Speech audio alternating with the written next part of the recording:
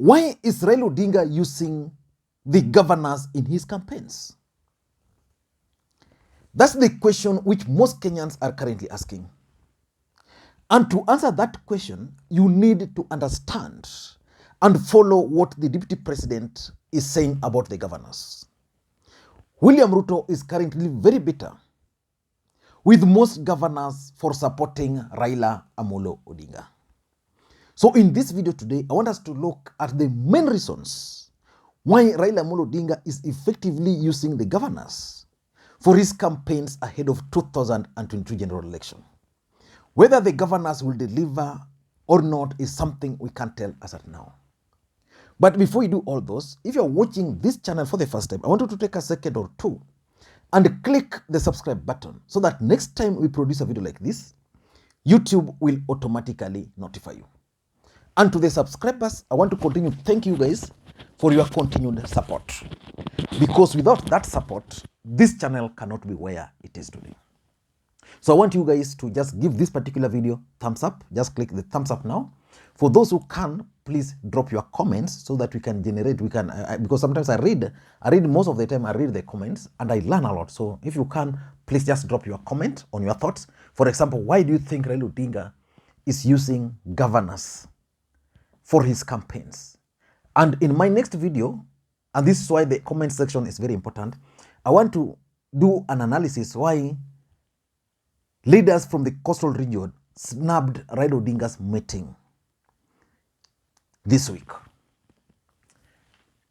But the best thing you can do is to share the videos to your contacts. Now let us get back to main issue. Immediately after the last general election, William Ruto moved very fast to consolidate central Kenya. He also moved very fast to win the support of members of parliament and MCAs allied to Raila Amolo Odinga.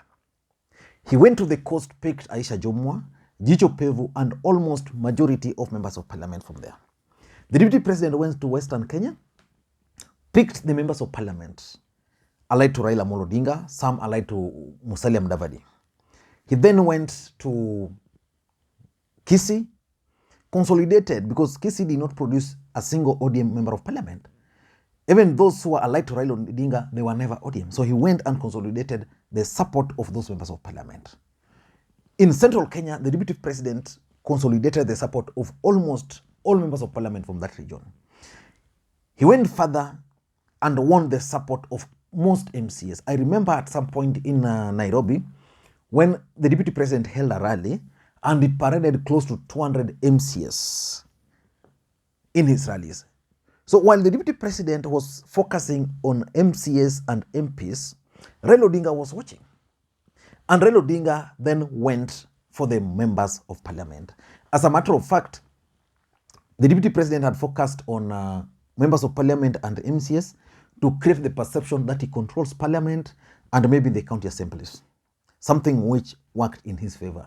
Then he focused on church because he targeted Christians. You know, it's normally easier to win the support of Christians because they are sometimes they are the weak link when it comes to other issues. And then the deputy president went to youths and women. So while he was doing that, Raila Odinga had a different idea. Raila Odinga had a different strategy. And before the deputy president knew, Raila Odinga had the support of almost all members of parliament. I mean, all governors in this country, apart from those from the Rift Valley region. When he wanted to begin his Azimio la Umoja campaigns, Raila Odinga had to reach out to a governor, Lee Kinyanjui. And that Azimio la Umoja in Nakuru was very successful. And that's basically what kicked off Raila Odinga's campaign, what he termed roadmap to 2022. Then from there, he has been hosted by the Kisii governor, the Nyamira governor. Raila Odinga has been hosted by Kakamega governor. He's been hosted by Kiambu governor. Raila Odinga has been hosted by Mombasa governor. At some point, Raila Odinga was even hosted by, I think, some other governors by the Ukambani governors. So why is Raila Odinga using the governors? It is very effective, and that's why the deputy president is crying in the toilet. Why is he using the governors? Because outside here, most people believe that governors are very unpopular. But why is Raila Odinga using the governors? Number one, the main reason why he's using the governors is because of the governors' networks on the ground. You see, if you compare a member of parliament and a governor, governors has more elaborate networks on the ground. A governor constitutionally has a sub-county administrator directly employed by him. He has ward administrator employed by him. If you go to a county like Kisumu, where Professor Nyang' Nyong'o understands the importance of devolution, he even has village administrators. So these guys are interacting with the locals every single day. So if you win the support of a governor, because most of these people, the village administrator, the ward administrator, the sub-county administrator, all of them, their allegiance is normally to the governor. They are the ears of the governor on the ground. So once you win the support of a governor, let's say Raila Odinga wins the support of Governor Lee Kinyanjui, it means he will inherit that structure. So that anytime he wants to go to Nakuru, the governor will easily use that structure to ensure the success of that rally.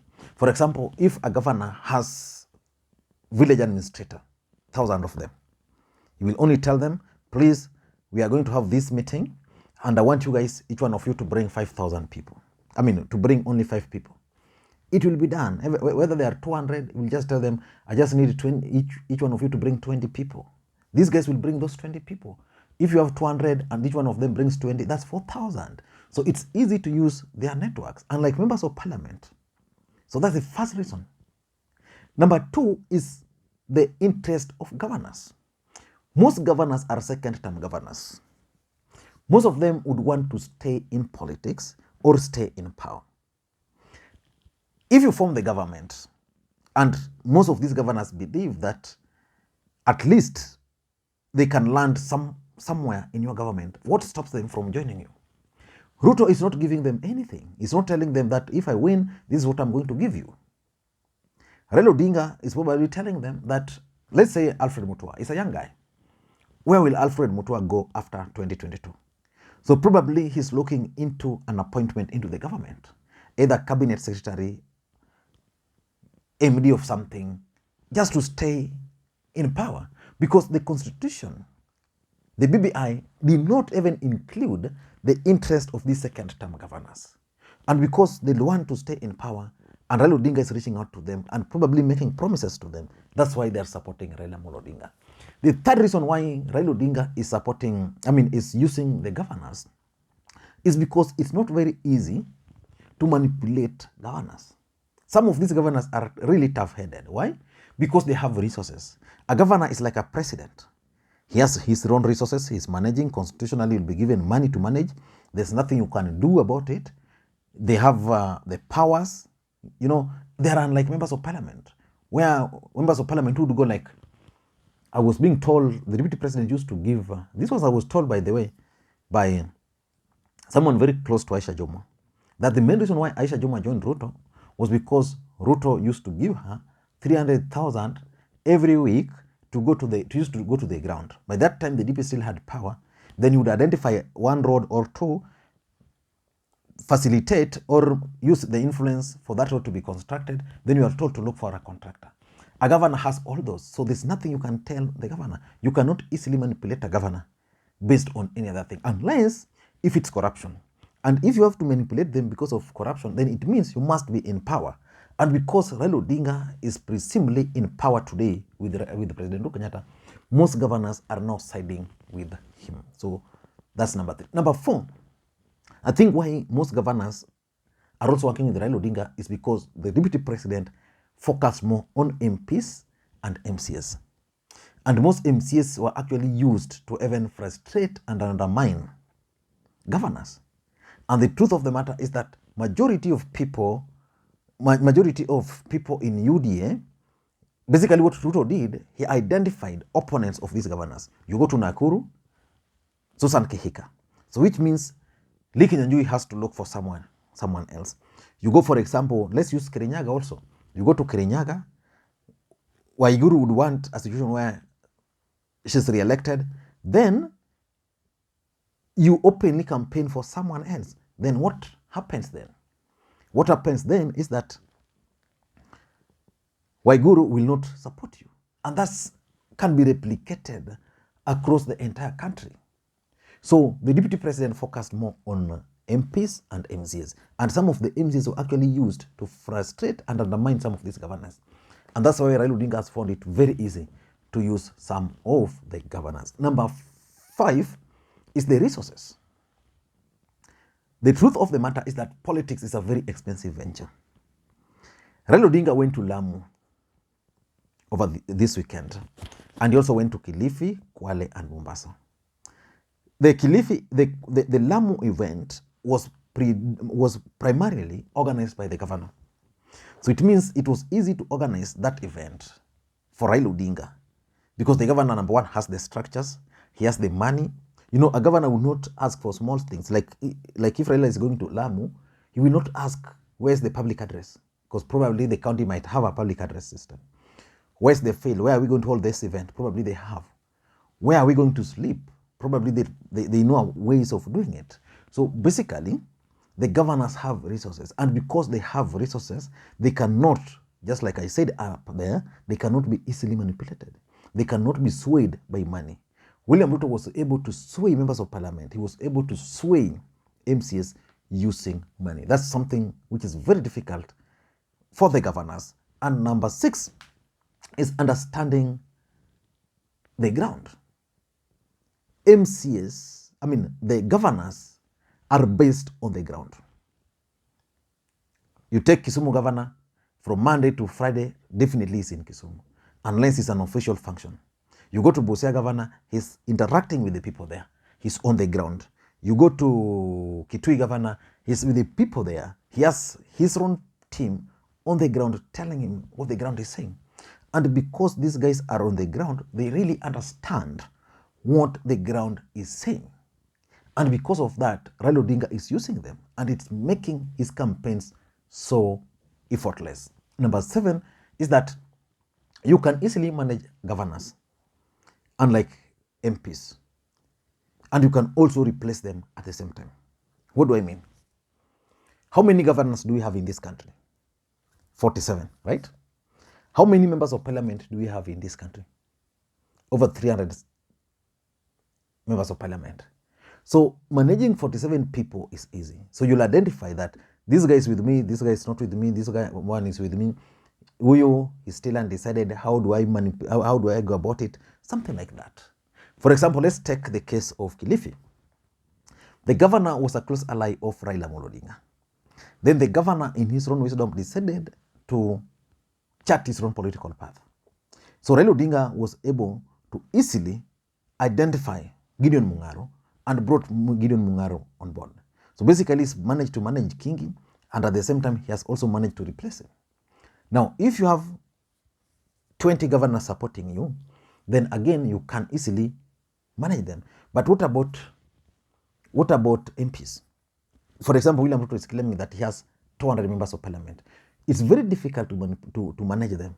You might not even know whether some of them are there for you, whether some of them are there for their own interest or something like that. So because it's easy to manage the MPs, the governors, because of their numbers, that's why Raila Odinga is campaigning with them. And lastly is the protection. The truth of the matter is that most governors have resources to manage.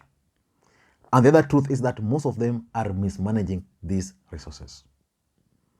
So, because they have staffs who have manipulated the systems, they have procured things and procedurally, wame supply hewa, they favor employment, favors this, and the government has ears, the government has eyes on them. So most of these people have found themselves in ditch. And it's very difficult for them to get out of those ditch. And because of the fear of arrest, they must support the system of the day. So when I'm scared too, Uhuru might be supporting Raila, what's this?